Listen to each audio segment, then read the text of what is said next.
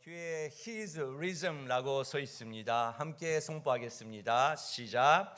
His risen. 네, 예수님께서 부활을 하셨다. 그것이 라운지에도 있고 계속 이거에 담아 있습니다. 우리는 예수님 부활을 하셨다는 것을 믿고 있는 교회입니다. 그러면 자기 자신에게 질문하고 싶습니다. 내가 예수 그리스도가 부활을 하셨다라는 사실을 우리는 믿고 있지만, 그러면 내 인생에 어떤 의미를 주어지는 것인가?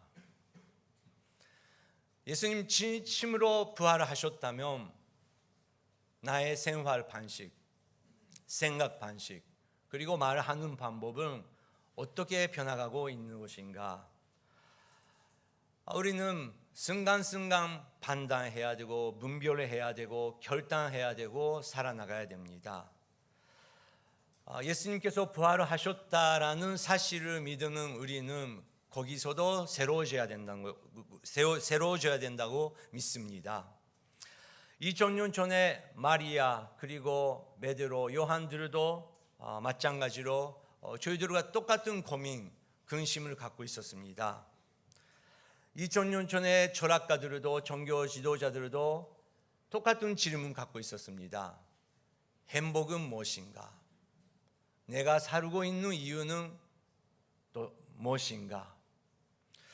그리고 실제적으로 어떻게 하면 거기를 더 많이 잡을 수 있을까? 내일 어떻게 하면 이익을 더 많게 얻을 수 있을 것인가? 그렇게 고민하고 있었습니다. 그거 위해서 내가 누구를 믿어야 되고 누구랑 같이 살아야 되나, 우리랑 똑같은 걱정을 갖고 있었던 것이죠. 하지만 그분들은 그분과 함께 만났습니다. 이분이야말로 믿을 수 있다고 확신 얻었습니다. 같이 생활했습니다. 그런데 하나님의 계획과 저희들의 계획은 항상 다르다는 것입니다. 그분들은 영원히 그분과 함께 살 수 있다고 생각했는데 그분은 죽어버렸습니다. 사형받았던 것이죠. 하지만 놀랍게도 거기서도 절망 속에 있었던 그 사람들의 생각과 하늘의 생각은 달랐었던 것이죠. 3일 후에 그분은 부활하셨다는 것입니다. 그때부터 확실하게 변화가 일어나기 시작했습니다. 그분과 만났기 때문에, 부활하신 그분과 만났기 때문에 마리아, 요한들의 생활은 확실하게 변화가 일어나기 시작했습니다. 나중에 그분과 또 만나는 사도 바울은 교회에게 편지를 쓰면서 놀라운 가치관의 그 기준을 교회에게 가르치기 시작했습니다. 고린도전서 15장 51절 사도 바울의 편지입니다. 같이 읽겠습니다. 마지막 나팔 소리에 순식간에 다 그렇게 될 것이다. 나팔 소리가 나면 죽은 사람들이 썩지 않은 몸으로 살아나고 우리도 변화할 것이다. 우리도 변화할 것이다. 죽은 사람들이 썩지 않은 몸으로 살아나는데 우리도 변화할 것이다. 왜요? 그분께서 부활하시고 그분께서 오시기 때문에. 데살로니가 교회에게도 이렇게 사도 바울이 편지를 보냈습니다. 데살로니가 전서 4장 16절 17절 읽겠습니다. 주께서 호령과 천사장의 소리와 하나님의 나팔 소리와 함께 친히 하늘에서 내려오실 것인데 그리스도 안에서 죽은 사람들이 먼저 일어나고 그 다음에 우리 살아남아 있는 사람들이 그와 함께 구름 속으로 들려 올라가 공중에서 주를 만나게 될 것입니다. 그리고 우리는 영원히 주와 함께 있을 것입니다. 아멘. 저번에 우리가 동교원누리 교회 그 묘지 앞에서 예배를 드렸습니다. 올해는 이 말씀을 우리가 함께 읽었습니다.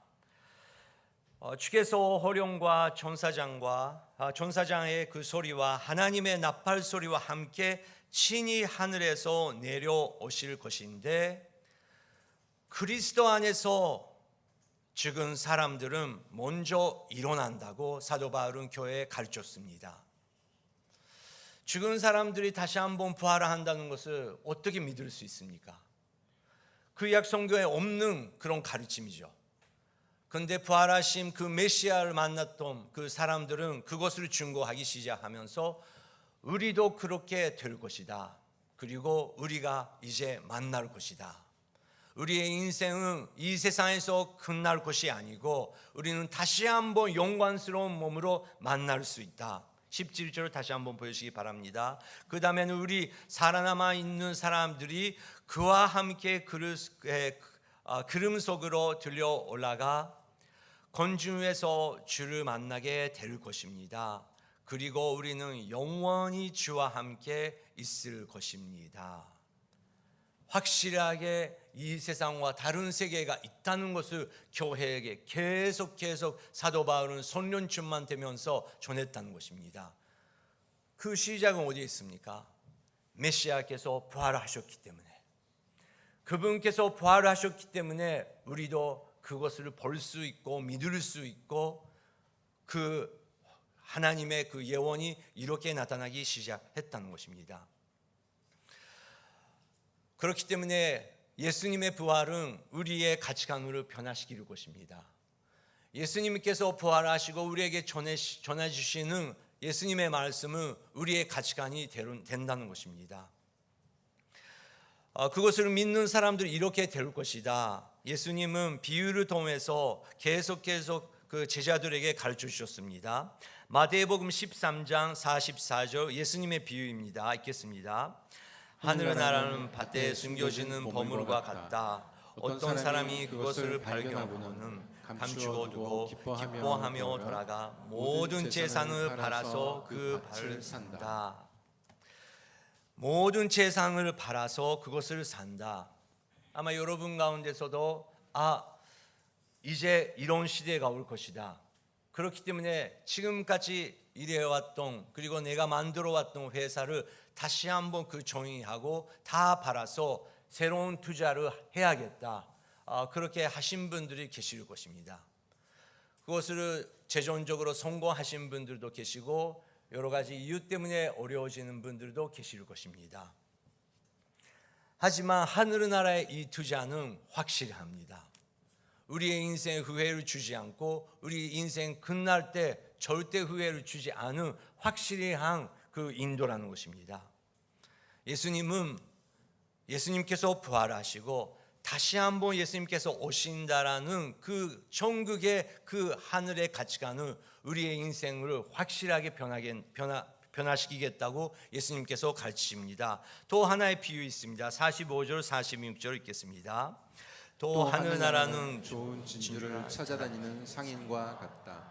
그는 값진 진주를 발견하고 돌아가 모든 재산을 팔아서 그것을 산다. 네, 진주에 대해서 보석에 대해서 예화를 드리면서 예수님께서 하십니다. 제가 네팔에 있을 때 티베트 친구가 미국에 살고 있었는데 저희들을 방문하러 그 태국을 거쳐서 네팔까지 방문해 줬습니다. 근데 그 태국에서 며칠 동안 머물었는데 그 친구가 보석을 좋아하더라고요. 근데 그 보석 가게에 갔는데 여러 가지 다니면서 놀랍게도 어떤 그 작은 그 테이블 위에 많은 그 가치가 없는 것처럼 보이는 보석 속에서 티베트 사람이니까 발견할 수 있는 보석을 발견한 거예요.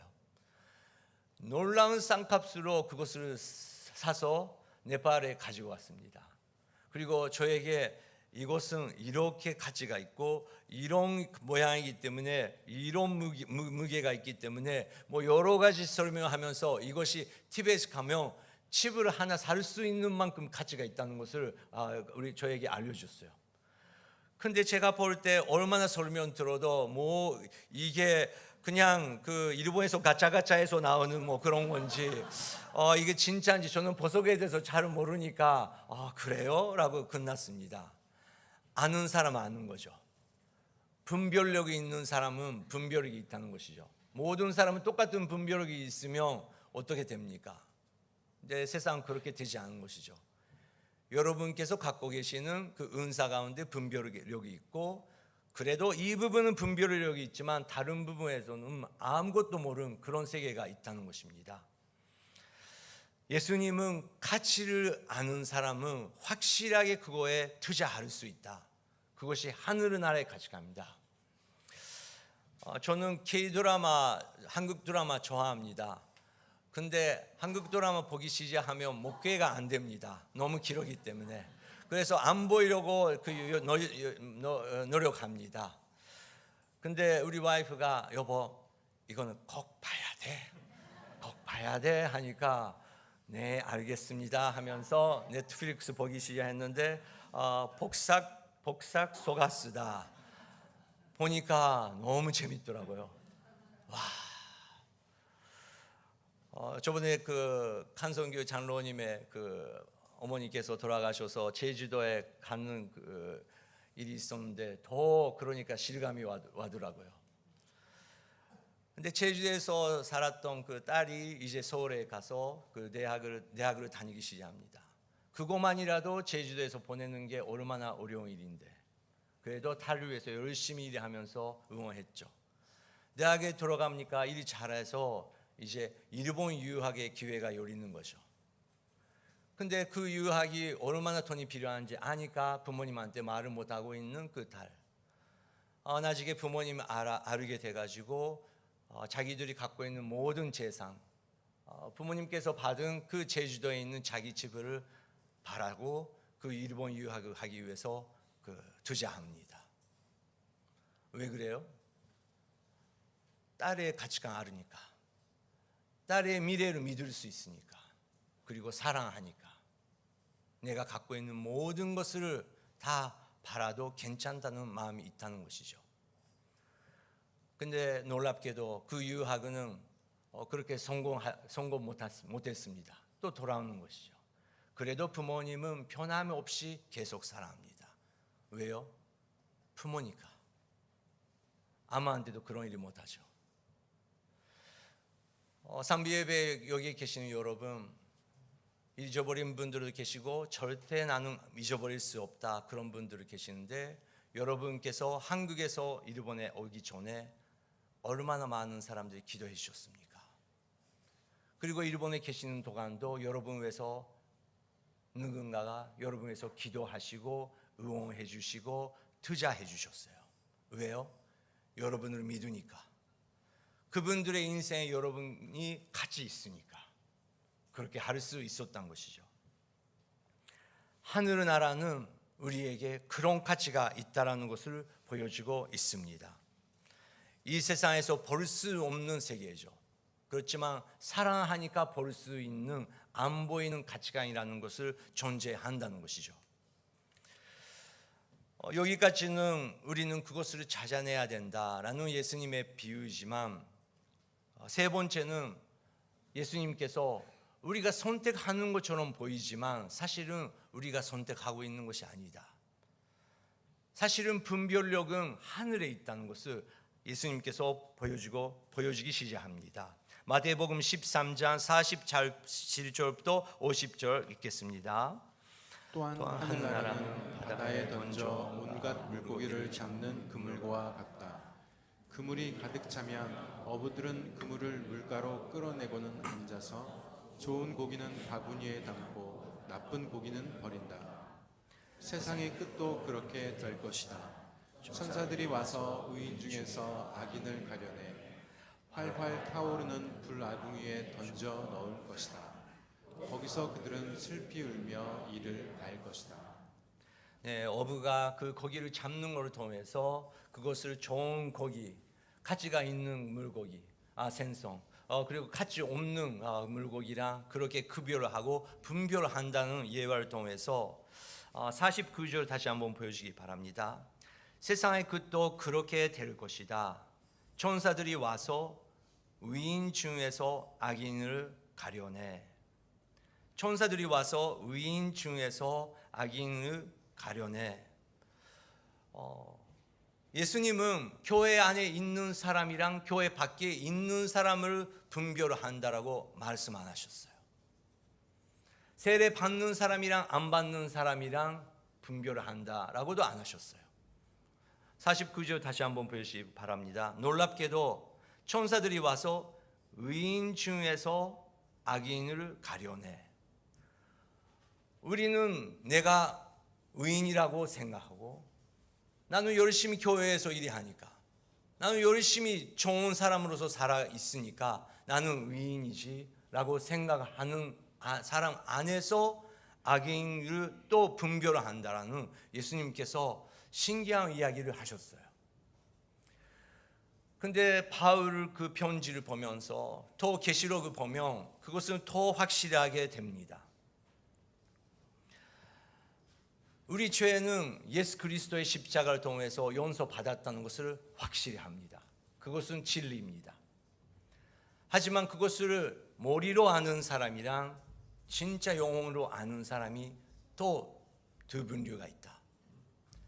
진심으로 예수님께서 나를 위해서 죽으셨다, 모든 것을 내셨다 라고 믿을 수 있는 사람은, 알게 된 사람은 생활 가치관과 분별력이 확실하게 달라진다는 것입니다. 그리고 그분께서 3일 후에 다시 한번 부활하셨다, 부활하신 그분과 1대1로 만나고 그분의 목소리 듣고 있는 사람은 세상에서 어떤 소리를 들어도 이제 그분의 소리가 분별력의 판단이 된다는 것입니다. 확실하게 다르게 된다는 것입니다. 찬재윤 목사님께서 주신 말씀으로 살아낸 그 시간들 가서 받아주시기 바랍니다. 오늘 교회 처음 오신 분들, 우리 교회 멤버 아닌 분이라도 괜찮습니다. 받아주시기 바랍니다. 다음 주 참 목사님께서 설교하러 오시는데 목사에 대해서 조금이라도 아시면서 그 설교 들으시는 게 좋을 것 같습니다.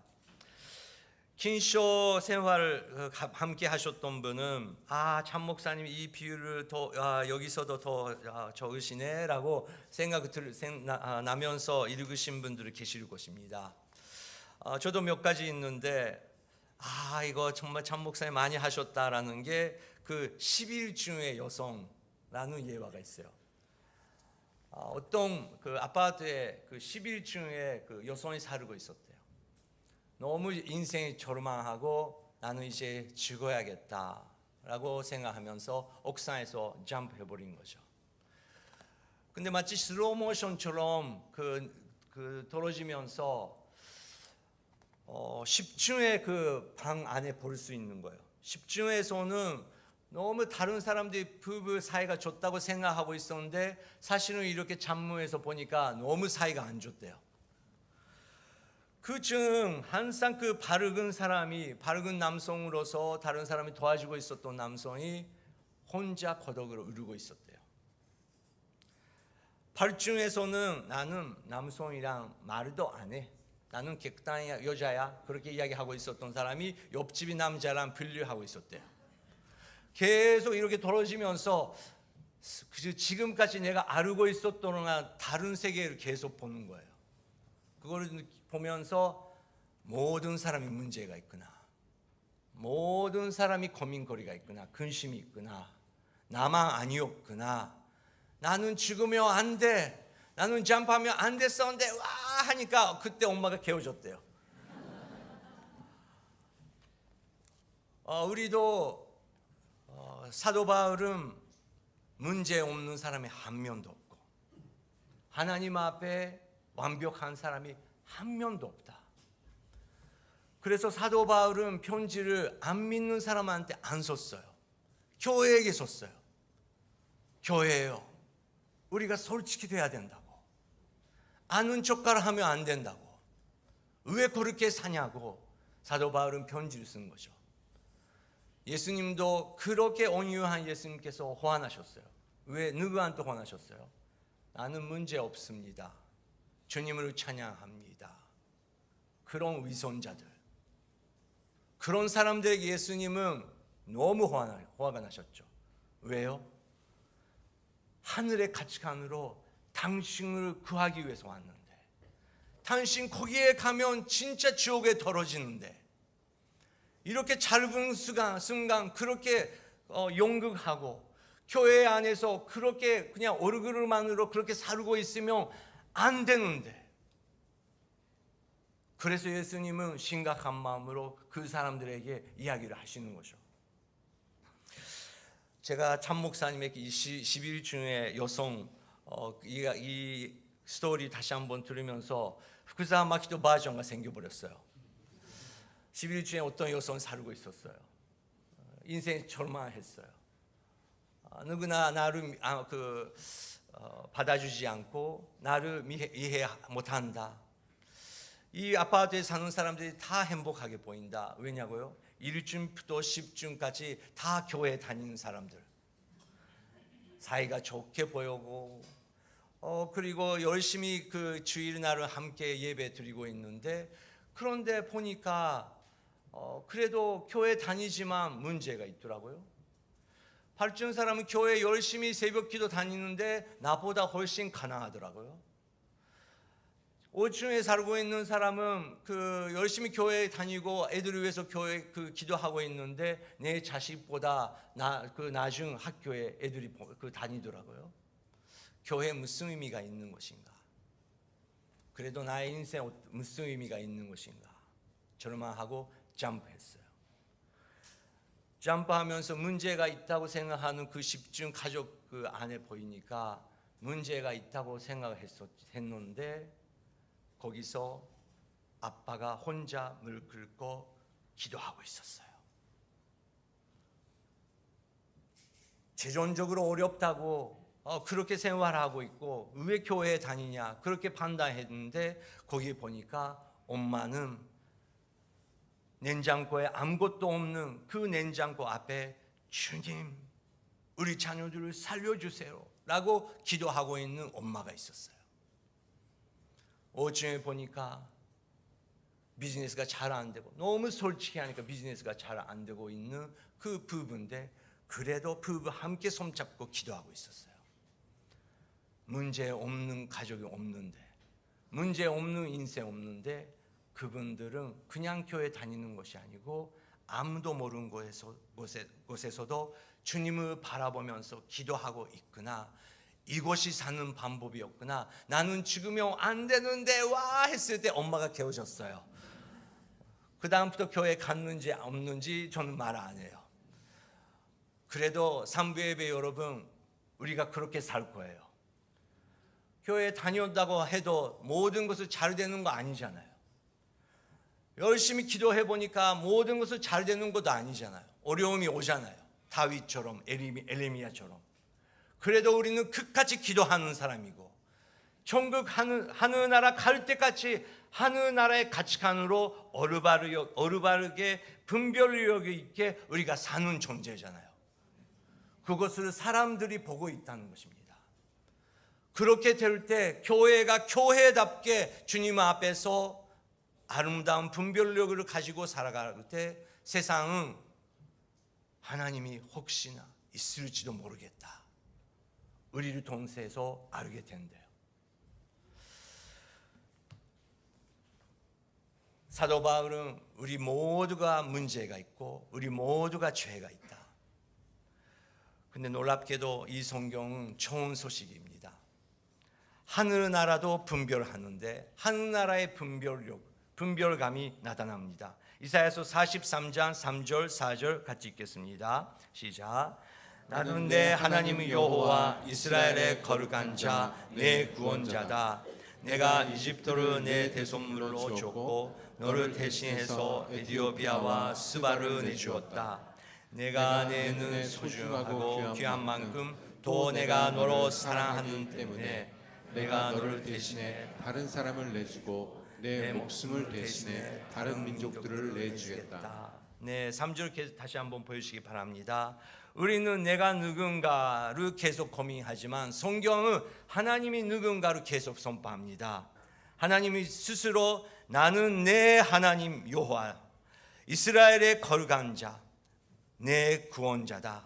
당신의 구원하는 자다. 성경은 이런 분이 하나님이라고 선포하고 있습니다. 그리고 내가 구원자이기 때문에 당신들이 문제 있지만 이집트, 에티오피아, 스바 그 당시 부자 나라, 간력한 나라, 가치가 있는 나라. 그래도 그것을 다 내주겠다. 너를 구원하기 위해서. 왜냐고요? 4절, 내가 내 눈에 소중하고 귀한 만큼 또 내가 너를 사랑하기 때문에.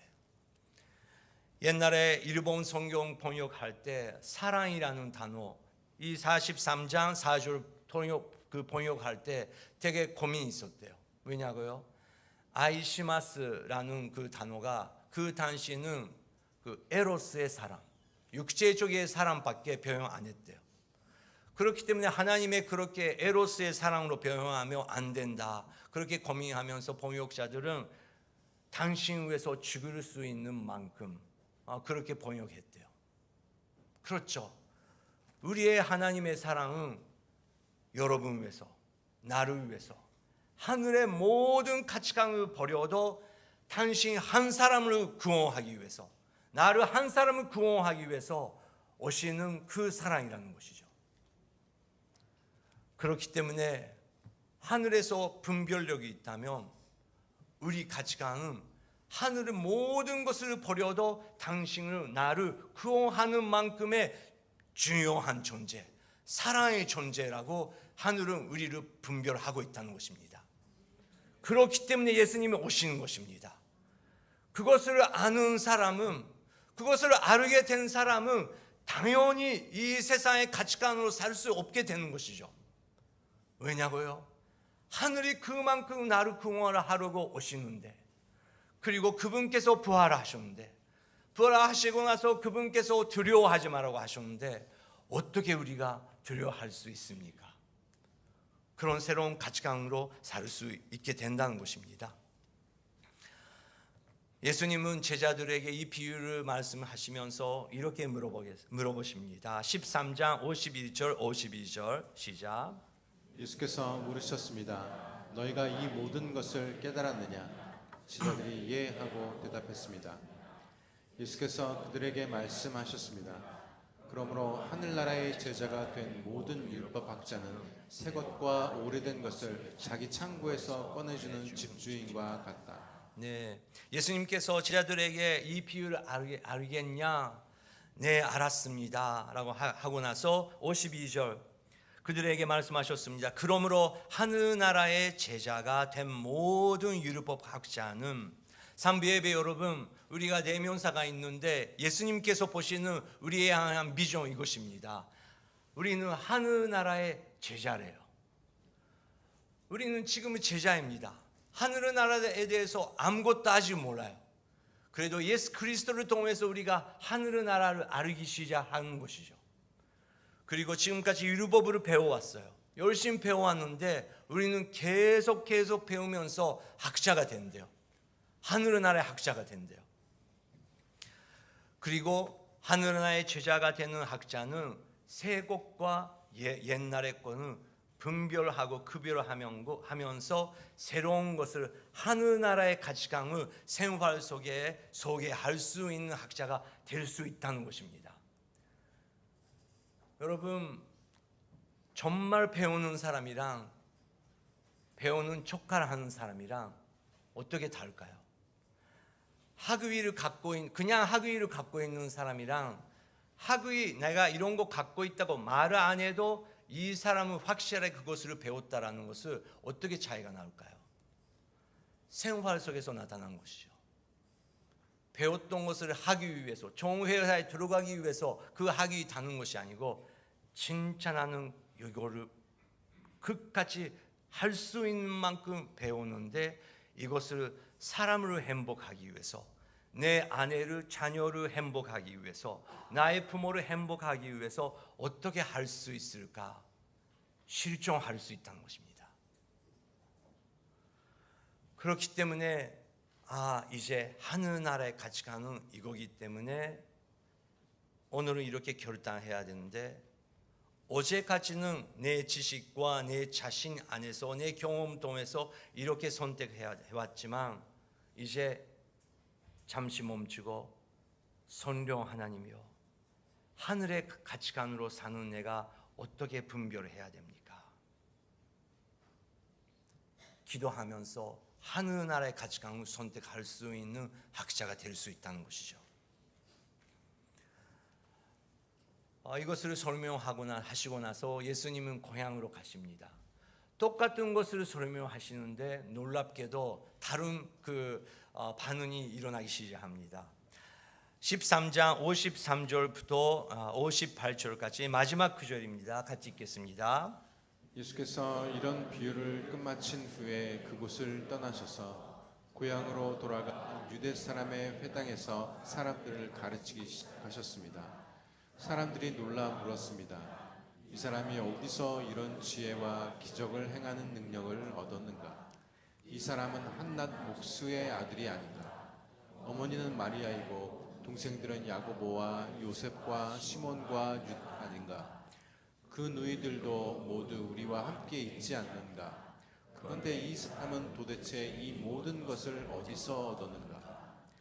그러면서 사람들은 예수를 배척했습니다. 그러자 예수께서 그들에게 말씀하셨습니다.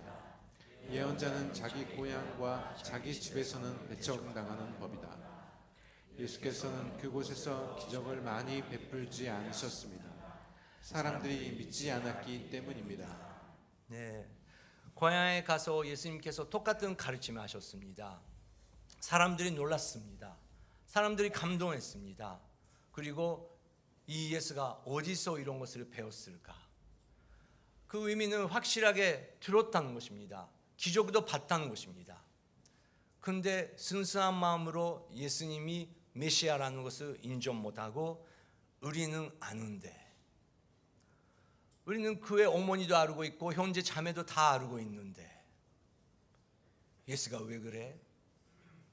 그거 하나기 때문에 하나로 예수님과 만날 수 없는 그런 존재가 됐다는 것입니다.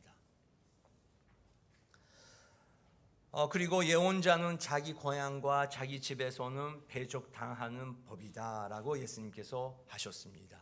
예수님이 하셨습니다. 여기서 우리가 조심해야 되는 것은 우리는 열심히 전도합니다. 가족 전도합니다. 가족한테 공격받습니다. 그때 이 말씀을 받고 그러니까 나는 가족을 버려도 된다. 친족한테 이제 안 가도 된다. 그렇게 생각하는 것을 잘못한 생각입니다. 왜냐고요? 그것을 가르치는 단체가 있어요. 이단이죠. 카르트죠. 그 교회는 그 사람들은 이 본문을 잘 사용해요. 열심히 전도하려고 해요. 가족이 반대해요. 너는 거기 가면 안 돼. 나는 그 교회, 이상교회 가면 안 돼. 그 교회는 가르칩니다. 봐봐, 핍박이다. 너는 하나님의 나라 위해서 살아야 되니까 가족을 버려도 된다. 친족을 버려도 된다. 그렇게 가르치는 단체가 있다는 것이죠. 그런데 성경 전체에 보면 예수님은 우리에게 가르치시는 것은 끝까지 가족을 사랑해야 된다. 끝까지 기도해야 된다. 하나님께서 나를 포기하지 않은 것처럼 우리는 가족, 친족을 포기하지 않을 것이다. 예수님께서 섬김을 받기 위해서 오는 것이 아니고 섬기기 위해서 오시는 것처럼 우리가 진짜 예수 그리스도의 십자가를 아뢰게 되면 더 가까운 사람한테 섬기고 사랑하고 끝까지 기도하는 존재가 될 때 가족들이 정말 이 사람이 변하기 시작했네. 그것을 보기 시작한다는 것입니다. 그러면 여기서는 예수님께서 무엇을 가르치려고 하시는 것입니까? 내가 제일 예수를 알고 있다라고 착각하는 사람이 제일 위험하다는 것입니다. 지식으로 나는 예수를 알고 있어. 나는 성경 다 알고 있어. 혹시나 그런 생각이 살짝 들어오기 시작하면 여러분 조심해야 돼요. 여러분 혹시 후쿠자와 마키토 목사가 나는 이제 예수의 예차 그리스도의 도착을 다 아네. 62요건 다 저는 알아요. 그렇게 말을 하기 시작하고 보이기 시작하면 여러분 장로님한테 바로 가세요. 장로님 서울에 전화하세요. 그 목사 이제 끝났어요. 그리고 여러분 후쿠자와 마키토 목사에서 기도해 주셔야 되는 것은 오늘 같이 사역은 오늘이고 주님께 영광. 내일의 사역은 다시 한번 물 끓고 성령님께 물 끓고 성령 하나님이여 저에게 성경 가르쳐 주시옵소서. 우리 목사가 그것부터 시작해야 된다는 것이죠. 정말 박사 하신 분들이랑 박사 학위만 갖고 있는 사람이랑 뭐가 다를까요? 박사 학위를 자랑하고 싶은 사람은 프로필이 기릅니다. 어디서 받았다, 어디서 받았다, 어디서 받았다. 근데 정말 그 레벨을 같이 배우는 사람은 말이 달라요. 나는 이렇게 많이 배우는데 배우면 배울수록 모르는 세계가 많다. 배우면 배울수록 내가 모른다는 것을 더 알게 됐어. 나는 박사? No way. 박사 못해. 나는 모르는 것밖에 없는데. 정말 그렇게 겸손히 계속 배우는 사람이 아름다운 박사님 되시는 것이요. 우리도 그런 학자가 될 수 있어. 나는 예수를 안다 라고 말을 하면서 예수님을 만나게 못하는 것보다 예수님의 사랑을 깨달으면 깨달을수록 얼마나 크고 얼마나 높고 얼마나 깊이 있는지 저는 말할 수 없습니다. 성경의 신비스러운 세계 배우면 배울수록 저는 모릅니다. 성령 하나님이여 이 진리를 가르쳐 주시옵소서. 우리는 겸손히 계속 그렇게 성령님께 의지하면서 말씀을 배울 때 성령 하나님께서 직접 우리에게 깨달음 주시고 그것을 실종할 수 있는 힘도 우리에게 주신다고 믿습니다. He is risen. 예수님께서 부활하셨습니다. 부활하신 예수님 만나면 우리의 가치관은 다르게 되고 하늘의 분별력을 우리가 경험하면 내일부터 우리의 분별력도 새로워질 줄 믿습니다. 지금 이 시간 PRS로 오늘의 말씀 들려고 합니다. 들으면서 묵상하시기를 바랍니다. 제13장